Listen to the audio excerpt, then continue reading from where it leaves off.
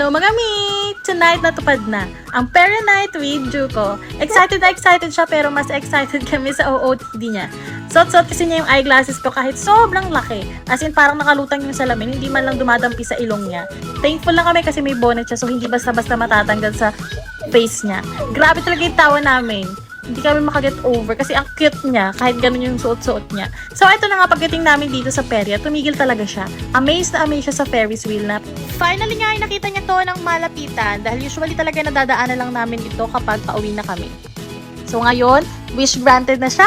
Tapos ito naman after niyan ay nag-ikot-ikot na kami. So ang dami naming mga nakitang rides. Meron yung parang Vikings, tapos meron din yung para siyang swing na basta umiikot-ikot na napakabilis at mataas yung pagkakaswing niya. Tapos meron din dyan yung parang train put-put ng mga horror.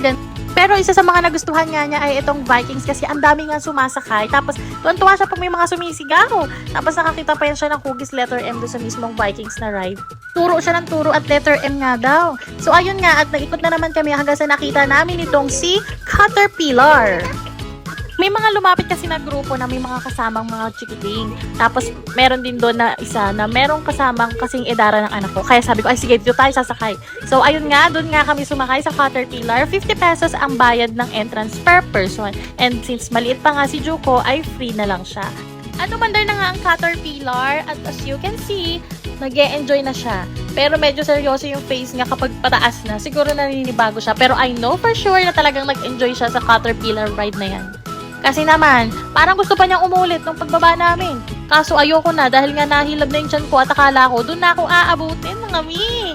So kabado na ako niyan. Kaya ang ginawa namin next noon ay nag-ikot-ikot na kami uli at naglaro kami doon sa tapon-tapon ng piso. So humopya kami na baka may mapanalunan kami. Kaya lang, olats tayo. So, ayun, napag-isipan nga ng papa niya na kaysa magtapon ng piso-piso, bumili na lang kami ng laruan doon sa may bukana ng perya.